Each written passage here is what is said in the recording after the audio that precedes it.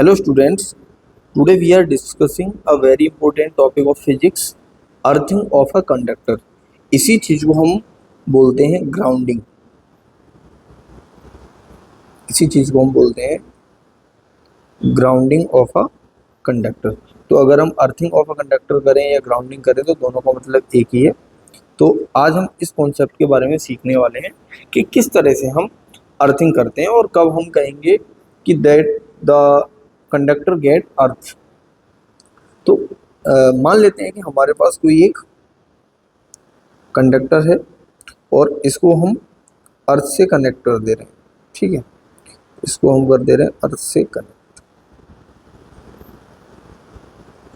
इस तरह का जो साइन होता है वो होता है साइन अर्थिंग का। जब भी ऐसा किसी कंडक्टर के साथ आपको मिल जाए तो समझ जाओ कि ये हमें अर्थिंग के लिए बता रहा है कि इसके साथ अर्थिंग हुई है। ठीक है, तो आगे समझते हैं हम that when a conductor is connected to the earth, the conductor is said to be the earth।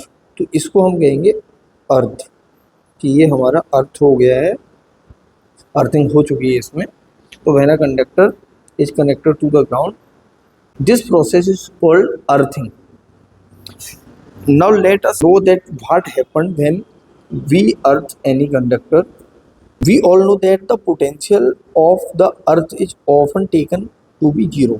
The potential of earth, जो अर्थ होती है उसका जो पोटेंशियल होता है वो हमें क्या मानना पड़ता है, जीरो। उसको हम जीरो मान के चलते हैं और कई सारे एक्सपेरिमेंट से प्रूफ हुआ है कि जो हमारा पोटेंशियल होता है अर्थ का वो जीरो होता है।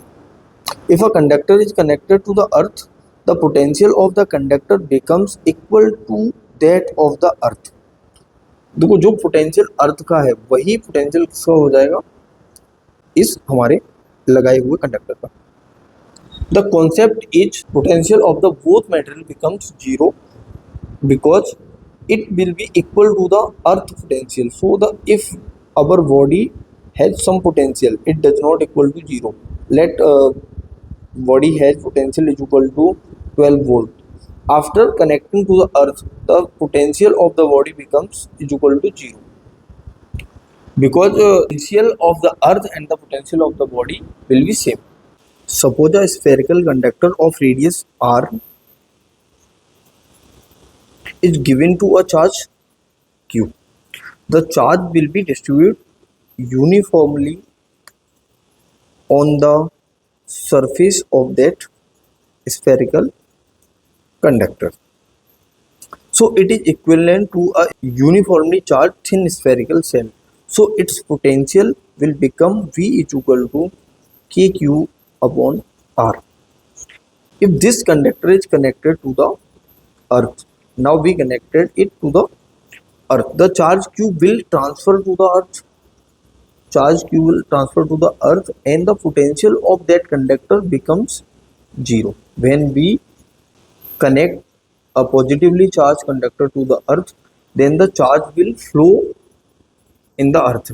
Actually it happens that the electron will flow from earth to a conductor for the same potential.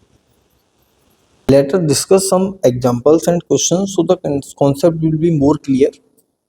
So question number 1, which of the following is a primary function of earthing in an electrical system? It means कि किसी भी electrical system के अंदर जो हमारा earthing होता है वो किस तरह से कार्य करता है।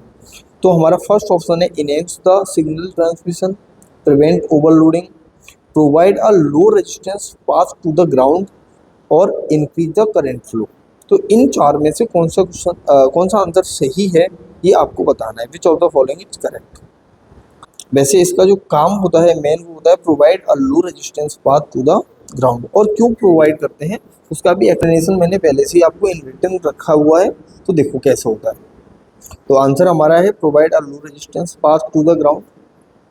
और इसका सही एक्सप्लेनेशन है the primary function of earthing और ग्राउंडिंग। देखो, अर्थिंग को ही ग्राउंडिंग कहते हैं in electrical system is to provide a low resistance path to the ground. This ensures that in the event of a fault such as a lap wire touching a metal case, the excess electrical current is safely diverted to the ground reducing the risk of electrical shock and equipment damage. This is the main reasons कि क्यों हम low resistance path to ground करते हैं। ठीक है, मुझे लगता है आपको ये क्वेश्चन क्लियर होगा। तो बढ़ते हैं अगले क्वेश्चन की तरफ, और अगला क्वेश्चन है हमारे पास question number 2, the resistance of an ideal earth connection is. जो अर्थिंग होती है उसका रेजिस्टेंस क्या माना जाता है? तो इसका जो रेजिस्टेंस होता है, मैंने आपको आंसर दिखा दिया, वैसे इसका रेजिस्टेंस माना जाता है 0।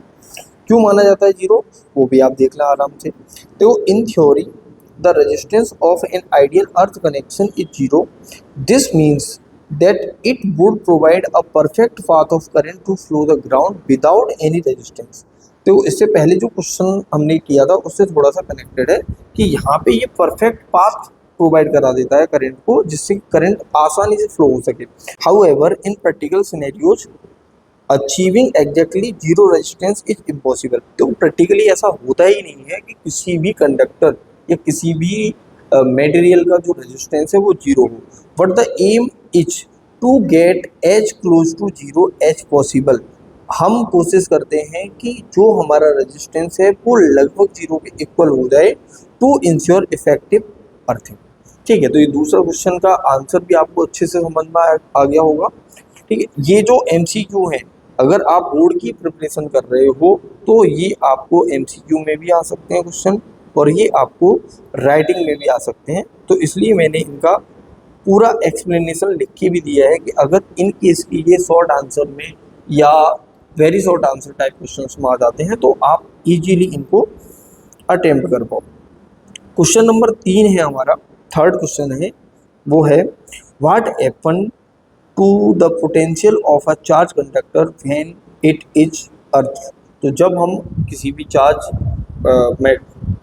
किसी भी कंडक्टर को अर्थ से कनेक्ट करते हैं और वो चार्ज है, तो क्या पोटेंशियल हो जाएगा? तो मुझे लगता है कि आपको इजीली इस क्वेश्चन का आंसर आप कर पा रहे होंगे, क्योंकि ये हमने पहले से ही कर रखा है कि इसका आंसर क्या होगा। आंसर सी होगा, इट बिकम्स 0। और एक्सप्लेनेशन पहले भी पढ़ चुके हैं, और आप क्वेश्चन में किस तरह से आंसर में किस तरह से लिख के आ सकते हो वो भी देख लेते हैं। When a charge conductor is earth it provide a path for the excess charge to flow the ground.